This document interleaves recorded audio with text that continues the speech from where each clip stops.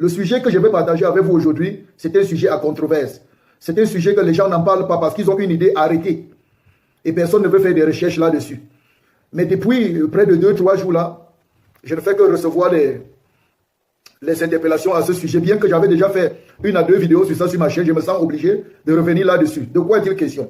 Nous voulons parler ici, aujourd'hui, de ce qu'on appelle la consanguinité. La consanguinité. Oui, ce fameux mot qui revient toujours dans les élevages, dans la bouche des éleveurs. Ce mot qui fait peur aux débutants en élevage. Et je vais rester surtout dans l'élevage de la paix. Parce qu'il y a certaines choses qui peuvent même passer dans d'autres élevages, mais dans l'élevage de la paix, ça ne passe pas. Oui, moi qui vous parle aujourd'hui, j'ai fait des formations, j'ai fait des études en ce qui concerne la cuniculture, l'élevage de la paix. J'ai suivi des formations avec des personnes expérimentées.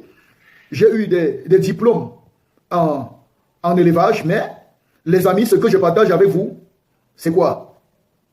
C'est tout simplement mes expériences. Pas deux choses, mes expériences. Je partage avec vous la réalité du terrain. Je partage avec vous, ce n'est pas les examens de laboratoire, ce n'est pas les choses qu'on lit dans les livres. Les livres sont importants. Ce que vous avez étudié, c'est important. Ce que vous avez appris à l'école, c'est important. C'est très important. Mais n'oubliez jamais, le terrain, c'est une autre chose. Surtout quand on a affaire avec les choses que Dieu a créées, avec la nature. La nature est capricieuse. Nous allons parler de la consanguinité. Dans les autres vidéos, j'ai dit que la consanguinité n'existe pas. Et je pèse mes mots. Et je suis responsable de ce que je dis. Quand je dis ça, ça allait dans tous les sens. Les gens m'ont traité de celui qui ne connaît rien. C'est vrai, vous avez raison. Je ne suis pas un savant. Je suis un débrouillard. Je suis un cordonnier ambulant. Je coupe, je colle et ça donne. Quand ça marche, je dis ça a marché. Et ça marche toujours. J'avais dit la consanguinité n'existe pas. Et aujourd'hui, je dis encore la consanguinité n'existe pas. Oui, la consanguinité existe seulement dans son vocabulaire, dans les mots. Et ça a un sens très profond, la consanguinité. Mais dans le sens que les éleveurs utilisent, ça n'existe pas. Dans le sens que les éleveurs utilisent, certains éleveurs, ça n'existe pas. Mais ceux qui connaissent ce que c'est que la consanguinité, ceux qui ont poussé dans la consanguinité, ceux qui savent ce qu'ils mettent dans la consanguinité, oui, pour eux, la consanguinité existe. Vous voyez que ça vous embrouille déjà. Tantôt je dis ça n'existe pas, tantôt je dis ça existe. Quand tu maîtrises ce que c'est que la consanguinité, ça existe pour toi. Quand tu ne maîtrises pas, mon ami, ça n'existe pas. Ça n'existe pas. Ok? Bien. Pourquoi? Pourquoi je dis cela? Parce que tout dépend de ce qu'on met dans la consanguinité. Qu'est-ce que la consanguinité? La consanguinité, c'est le fait d'accoupler les animaux, c'est-à-dire de même parenté, de même descendance, de même ascendance, de même descendance. Les parents, les animaux de même parenté. Et quand on dit les animaux, même les êtres humains sont à l'intérieur parce que les êtres humains sont des animaux. Voilà, ça va encore choquer quelqu'un. Ça va encore énerver quelqu'un. Il va dire qu'FK a dit que nous sommes les animaux. L'être humain est animal.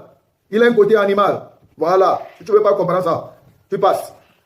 Il faut que nous comprenions. Je vous ai dit que cette vidéo sera longue parce qu'il faut qu'on comprenne une fois de plus. Il faut que ceux qui comprennent la consanguinité, qui disent que FK est fou, qui comprennent ce que je veux dire. Ceux qui ne comprennent pas la consanguinité, qui ont peur, qui sont stressés, qui comprennent bien ce que c'est que la consanguinité. C'est le fait d'accoupler les animaux de même parenté, même de même descendance. Vous comprenez ça? C'est ça qu'on appelle la consanguinité. Vous voyez que c'est vague, non? C'est très vague. Là, quand on s'arrête là-bas, c'est vague. Mais quand tu prends le dictionnaire, par exemple, Larousse, tu vas voir la définition de consanguinité là-bas. On dit la consanguinité, c'est quoi? C'est le fait d'accoupler. C'est les animaux qui ont les mêmes parents, qui ont la même parenté. Et c'est la parenté du côté du père. C'est ce que ça dit. Parenté du côté du père. La parenté du côté du père. Il précise bien ici que c'est du côté du père. Vous voyez déjà que ça change. Pendant que dans certains documents, dans certains livres, on dit que c'est le fait d'accoupler les animaux. D'accoupler les êtres, les animaux. De même parents, de même descendance. C'est ça qu'on appelle la consanguinité. C'est-à-dire que quand vous accouplez les animaux qui ont même père, c'est la consanguinité. Qui ont même mère, c'est la consanguinité. Qui sont frères et sœurs, c'est la consanguinité. Même de la 3e génération, c'est la consanguinité. C'est ça qu'il est question. Voilà la définition de consanguinité. Donc si vous avez les animaux qui sont frères, même les frères éloignés, on dit que ce sont les consanguins. Tu ne dois pas les accoupler. Et c'est là que ça donne le travail aux éleveurs de la paix. C'est là que ça donne le travail aux éleveurs. Parce qu'il faut aller chercher même la 6e, la 10e génération pour éviter les générations de consanguinité. Il faut éviter le père, il faut éviter la mère, il faut éviter les enfants, les frères entre eux, les sœurs. Il faut éviter, il faut éviter, il faut éviter. C'est ça, chercher le mot. Ça commence à créer des problèmes. C'est pourquoi ceux qui s'arrêtent à la première définition de consanguinité ici ont des problèmes. Par contre, ceux qui prennent cette définition, c'est du Larousse qui dit parenté du côté du père. parenté du côté du père. Vous voyez, c'est ça le français. C'est pourquoi je vous ai dit, je n'aime pas la langue des autres. Je préfère m'en tenir à la langue qu'on m'a éduqué avec. Là, je comprends une fois. On va te dire que c'est un mot qui veut dire en anglais tel, ça veut dire en français tel, ça veut dire en latin tel, ça veut dire en tel tel. Mais on ne dit pas ce que ça veut dire en ma langue maternelle. C'est là où ça me dérange. C'est là où ça me dérange. Avant de chercher à comprendre ce que ça dit chez les autres, qu'est-ce que ça dit chez nous? Maintenant, ici, le dictionnaire dit que c'est la parenté du côté du père. Maintenant, mon frère, quand on t'a d'abord dit que la consanguinité, c'est le fait d'accoupler les lapins des mêmes parents, des mêmes pères, même mères, les frères et sœurs, ou les enfants des enfants, les descendants, ils ne doivent pas être accouplés entre eux. Mon frère, quand on t'a dit ça, tu vas encore faire ton élevage comment? Quand on t'explique ça, tu vas faire ton élevage comment? Tu vas te promener sur toute la terre pour chercher ceux qui ne sont pas parentés. Qui te dit que celui que tu vas prendre ailleurs là n'est pas le cousin de lapin qui est chez toi? Quand tu vends les reproducteurs et que ça part à gauche, à droite, quand tu t'en vas acheter, tu connais ce qui revient à toi. Faisons attention. C'est pourquoi je vous ai dit que dans ce sens-ci, la consanguinité n'existe pas. Maintenant, dans le deuxième sens, nous prenons ici, on dit la parenté du côté du père. La parenté du côté du père. Donc ici, là, on parle de consanguinité. Et ils nous disent que ça, c'est chez les Romains. Ça, c'est chez les Romains. Donc, c'est même pas chez les Camerounais. Ou chez les Ivoiriens, ça veut dire quoi? Ou chez les Togolais, ça veut dire quoi? Ou chez les Européens, ça veut dire quoi? On dit ça, c'est chez les Romains. Donc, chez les Romains, eux, ils considèrent la consanguinité quand ça vient du côté du père. Et c'est ici là que si moi je vais encore te dire que consanguinité, vous voyez, il y a certaines personnes que s'il s'appuie sur ça, il va dire moi je reconnais la consanguinité que ça vient seulement du père. Donc je fais les efforts d'avoir au moins 2 mâles dans mon cheptel. Et je sais que les mâles que le père s'y a couplé à part et les mâles que l'autre père a couplé à part. Et puis je prends les enfants des autres là, je mixe. Sauf que si tu n'as pas un bon suivi, si tu n'as pas une bonne gestion de ton élevage, tu vas te perdre quelque part. Tu vas te perdre. Tu vas t'égarer, il faut mettre sur pied un bon suivi, une bonne fiche de suivi pour te retrouver. Chercher le mot caché. À un moment, tu vas te perdre. Il faut rédiger l'acte de naissance de tous tes lapins. Il faut les étiqueter, il faut les marquer. L'acte de naissance de tous tes lapins doit être établi. Tu vas signer qui est le père. C'est pourquoi il doit avoir les registres qui doivent porter le nom de la femelle, le nom du mâle, le nom de ses enfants, les numéros et tout. Pour ne pas te perdre, mon frère. Il faut éviter celui qui a le même père. Ça, c'est même encore mieux. Celui-ci est encore mieux. Parce qu'on va gérer au niveau du père. Et ici, quand tu comprends, ça veut dire que les enfants peuvent se mettre, on peut accoupler les descendants entre eux.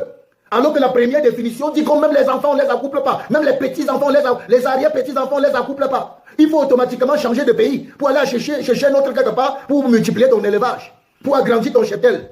Et c'est là, c'est compliqué. C'est là, je dis, ça n'existe pas. On nous a trompés. Maintenant, quand on revient à la définition des Romains, ça nous donne la possibilité maintenant d'avoir dans notre élevage 2 mâles.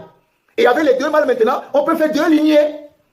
2 lignées. Et dans cette possibilité, puisque c'est le père, on n'accouple pas les enfants, ce n'est pas le père qui accouple ses enfants, on fait comment? Les enfants peuvent se mélanger et s'accoupler. Ici, ça donne l'ouverture. Ici, ça donne l'ouverture. Maintenant, dans la troisième définition, quand on arrive maintenant chez les animaux d'un autre genre, les êtres humains, quand on arrive chez les êtres humains, vous voyez que la consanguinité n'est plus seulement le côté du père, qui vient du côté du père, mais c'est aussi du côté de la mère. Et non seulement du côté de la mère, mais du côté, c'est-à-dire que non seulement le père ne peut pas prendre son enfant, il ne peut pas prendre, même jusqu'à la petite soeur de sa femme, il ne peut pas prendre. La femme ne peut pas épouser le petit frère de son mari quand il est vivant. Mais est-ce que vous savez que même avec ça, ça ne marche pas? Quand on parle ici de la consanguinité, dans le droit, c'est le mariage entre les parents qui est interdit. On dit le mariage entre les parents, dans le côté du droit, c'est interdit. On dit qu'il y a consanguinité quand les parents se marient entre eux, du côté des parents. Vous voyez, on dit ça ne donne pas. Mais sauf que ici, c'est dans quel contexte? Parce que ici, chez nous, au Cameroun, en Afrique, il y a quelque chose qui se passe. Regardez.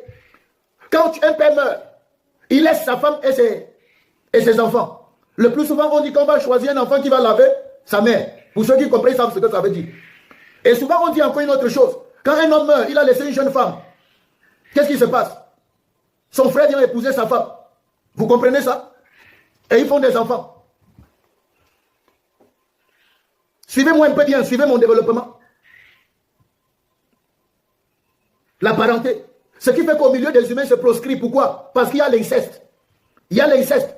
Un parent ne peut pas aller avec son enfant. C'est l'inceste. L'inceste est même poussé. Tu ne peux pas prendre une femme et prendre sa soeur. Et pourtant, même le côté-ci, il y a des endroits où ça se fait. Les gens débarquent dans une famille, ils prennent 3 filles là-bas, ils épousent 3 femmes. Grand soeur, petite soeur, ils épousent. Dans le côté des humains, c'est l'inceste. On parle de l'inceste. La consanguinité, dans le côté des humains, n'existe pas. Il y a un mot qui remplace la consanguinité dans le côté des humains, on appelle ça l'inceste. On dit qu'il a eu les rapports incestueux. On ne parle plus de consanguinité. Ça veut dire que consanguinité reste au niveau des animaux d'un autre genre. Mais quand ça arrive au niveau des animaux humains, des humains, la consanguinité prend un autre sens. On parle maintenant de l'inceste. On parle maintenant de rapports incestueux. Et là maintenant c'est proscrit. La loi condamne. que ce soit la loi divine ou la loi des hommes, ça condamne. Mais il y a des cieux, des pays, des endroits où la loi ne condamne pas. Où la loi ne condamne pas. Pourquoi? Pourquoi? Et est-ce qu'il y a eu des problèmes là-bas? C'est ce qu'il faut aller savoir. C'est ce qu'il faut aller savoir. Petit FK ne connaît rien. Je suis un embrouillé. Je coupe, je colle, ça sort ce que ça sort. Ça sort ce que ça sort. Mais mon degré de folie n'est pas encore grave. Donc il y a encore un reste de bon sens. Maintenant, il y a une autre définition. Il y a beaucoup de définitions sur le mot consanguinité. Hein. Tu te tiens sur quel côté pour faire ton élevage? Tu es de quel côté? Tu as tenu quel bout? Maintenant, je vais te prendre le 4e ou le 5e et puis je vais arrêter. Maintenant, on entre maintenant dans la génétique. On parle maintenant de la consanguinité dans la génétique. La consanguinité qui est une génétique. Parce qu'on a fini avec le droit. On entre maintenant dans la génétique. Vous parlez maintenant de proportions de gènes ou proportions d'allèles. On parle de proportions d'allèles ou bien de proportions de gènes. Donc quand on parle de génétique maintenant, c'est une autre chose. Et c'est pourquoi moi je préfère que dans l'élevage de lapin, qu'on laisse le mot consanguinité, mais on parle plutôt de la génétique. Parce que dans les animaux, on ne parle plus de consanguinité. Quand on parle de consanguinité, c'est vague. Et ça brûle les éleveurs, ça nous met out, ça nous stresse. On ne sait plus à quel sens se vouer. On est embrouillé, on est confus quand on nous dit consanguinité. Mais si on nous parle plutôt de la génétique, des gènes, si on nous parle plutôt d'allèles, des gènes, de la quantité de gènes, des chromosomes, voilà même le bon mot. Si on nous parle des chromosomes, là c'est bon. Je préfère qu'on parle de génétique, je préfère qu'on parle de chromosomes, je préfère qu'on parle de gènes, je préfère qu'on parle d'allèles. Voilà, tu as vu que je ne suis pas trop fou, non? FK n'est pas trop fou. Je suis bête, mais je ne dis pas toujours des bêtises. Même dans ce que je dis, il y a la folie dedans, mais il y a quelque chose qui ressemble à la vérité. Donc ne rejette pas complètement cette vidéo. Ne tirez pas sur moi n'importe comment. Je ne suis pas trop fou, hein. Ma folie n'est pas encore grave. Les amis, écoutez-moi bien. Je vous dis, la consanguinité dans le sens qu'on nous parle n'existe pas. Oui. Chez les humains, il n'y a même pas de consanguinité. Il y a l'inceste. Mais il y a les consanguinités aussi, dans quel sens? Dans le sens où dans toutes les familles, il y a les consanguins. C'est-à-dire quand un père a par exemple 2 femmes, et que ces 2 femmes donnent naissance aux enfants. Les enfants là sont des frères consanguins. C'est-à-dire les enfants de 2 femmes qui ont un même père. Ils sont des frères consanguins. Vous comprenez donc maintenant? Ils sont des frères consanguins, mais ils n'ont pas de consanguinité. C'est ça le problème. Ils sont des frères consanguins, mais il n'y a pas de consanguinité dans la famille. La consanguinité s'installe à partir du moment où les animaux de même sexe, de même parents, de même père se mettent ensemble, ça couple. Mais sauf que dans le cas des humains, dans cette famille où il y a un père avec 2 femmes et les 2 femmes ont les enfants, les rapports entre les 2 enfants, des 2 parents, des 2 femmes qui ont le même père, on ne va pas appeler ça la consanguinité. Dans la famille là, ça n'existe plus. Les consanguins ont commis l'inceste. On appelle ça maintenant l'inceste, commis par les frères consanguins. Les rapports incestueux, commis par les frères consanguins. Ils sont consanguins, il n'y a pas de problème. Mais quand ils ont des rapports entre eux, on appelle ça un rapport incestueux. Ça c'est chez les humains. Maintenant chez les animaux, il n'y a pas l'inceste. Chez les lapins, il n'y a pas l'inceste. Il n'y a pas de rapport incestueux. Il n'y a pas une loi qui condamne. Un lapin qui a accouplé sa soeur, un mâle qui a accouplé son enfant, il n'y a pas une loi qui condamne. Il n'y a pas de rapport incestueux entre les animaux. Il n'y en a pas. Ils peuvent être consanguins, c'est vrai, mais les rapports incestueux, il n'y en a pas. Il n'y a pas de loi qui condamne. Il n'y a pas de règles de société là-bas. Maintenant, le problème se trouve où? Qu'est-ce que Petit Élevage FK veut te dire? Maintenant, rentrons à nous-mêmes. Ce que je vais vous dire, on a terminé sur le 4e ou le 5e point de définition là-bas, en parlant de la génétique, des allèles, de chromosomes. J'aimerais qu'on parle plutôt des chromosomes. J'aimerais qu'on parle plutôt des allèles. J'aimerais plutôt qu'on parle des gènes transmissibles, des chromosomes transmissibles, de la génétique. J'aimerais plutôt qu'on parle des caractères qu'on peut transmettre à l'autre. Des caractères, des choses que tu as héritées de ton père. Du mâle qui a accouplé ta mère, la femelle. Le mâle accouple une femelle. La femelle a le mâle, les petits, héritent un caractère transmis par le père, le mâle, en fonction de ses chromosomes, de son gène. Il y a certains gènes qui transmettent à ses petits, à sa progéniture que la mère porte. C'est pourquoi à la naissance, les petits doivent manifester le gène de leur père. C'est pourquoi vous pouvez voir, vous accoupler des lapins. Quand tu prends un papillon, par exemple, tu accouples, par exemple, avec un néo-zélandais, tu vas voir la naissance, il y aura des papillons qui auront la peau du papillon, d'autres auront de néo-zélandais. Mais même celui qui a la peau du néo-zélandais, il a pris la peau de la mère, le pelage de la mère, mais le caractère, il doit avoir le caractère du père. Le père transmet les chromosomes, il transmet les gènes, il transmet des choses. C'est pourquoi vous allez voir, dans les reproductions, quand on est en train de sélectionner les reproducteurs, on met un accent particulier sur les mâles. Parce que ce sont eux qui transmettent le caractère génétique. Ce sont eux qui transmettent les gènes. Ce sont eux qui transmettent les chromosomes. Il y a certains chromosomes qu'on cherche. Les allèles. S'il y a certains allèles qu'on cherche, très important en génétique. Comprenez-moi bien. Et vous comprenez que je suis un peu fou seulement. Il y a certains caractères qu'on cherche.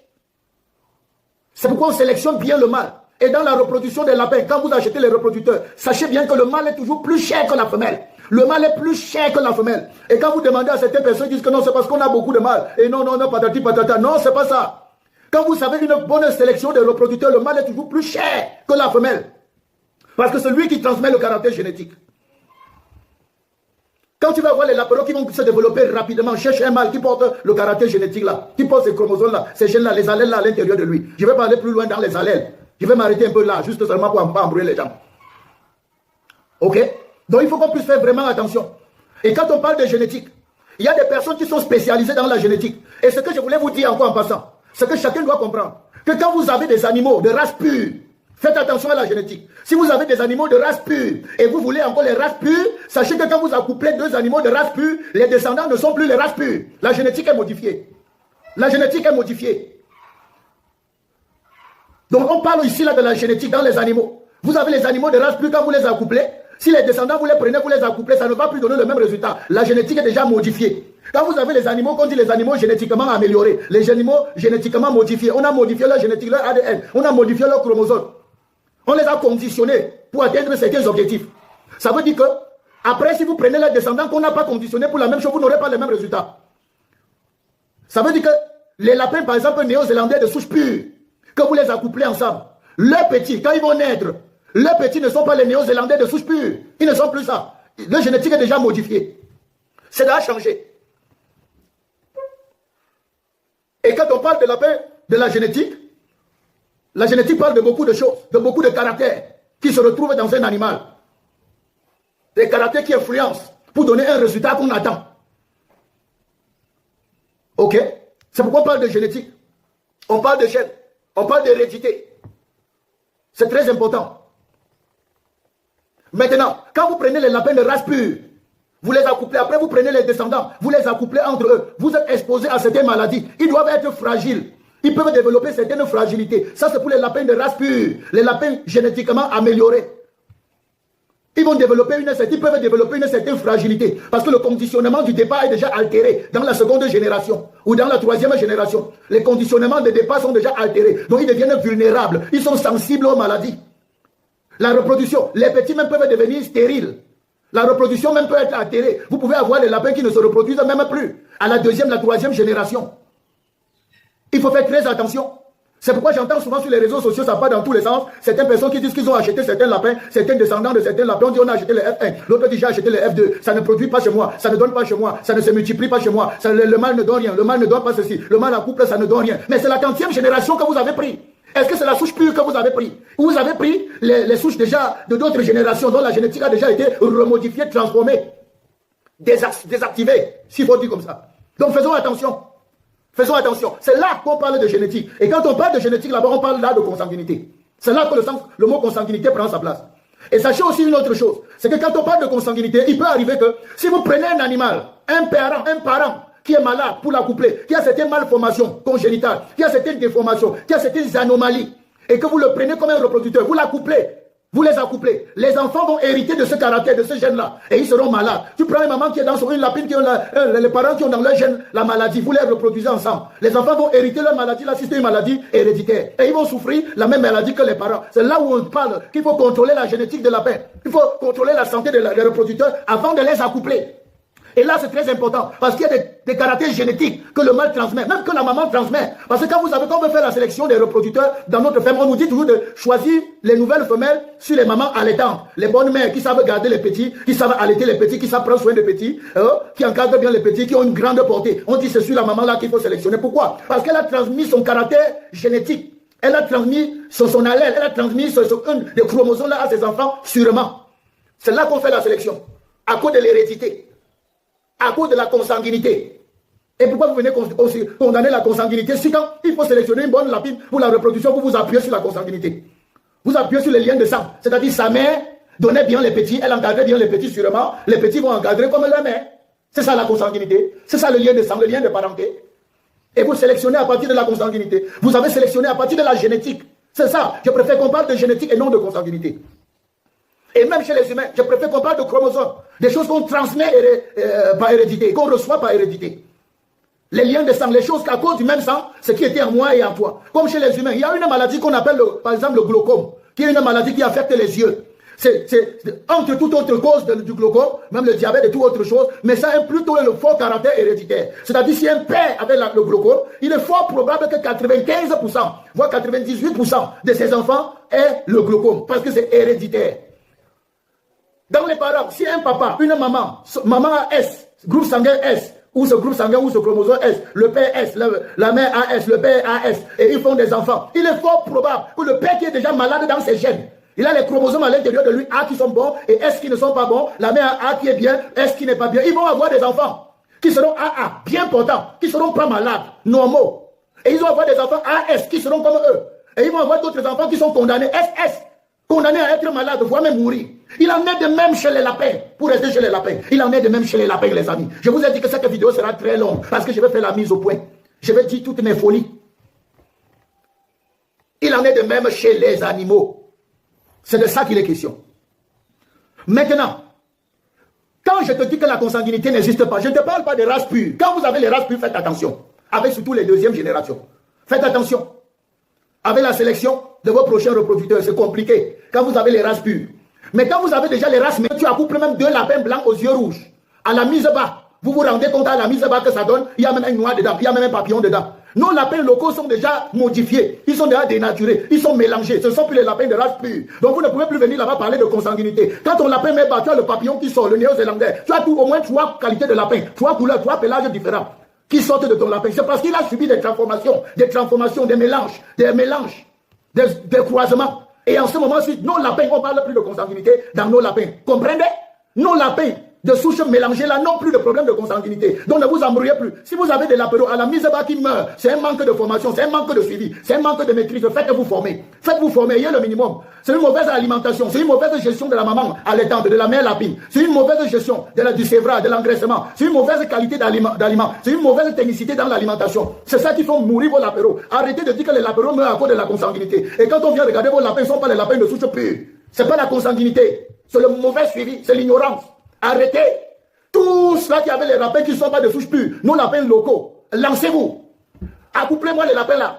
Les amis, je dirige des fermes. J'ai une grande ferme et je dirige beaucoup de fermes comme ça. Où là-bas, on ne voyage pas pour chercher les lapins. Les lapins, même on sélectionne les reproducteurs dans les reproducteurs. Il y a des fermes où je dirige qui ont près de 1000 lapins, 2000 lapins, 400 lapins. Il y a beaucoup de jeunes comme ça qui ont les fermes de 300, 200, 150 lapins. Mais ils ne se promènent pas pour changer les mâles, changer les femelles.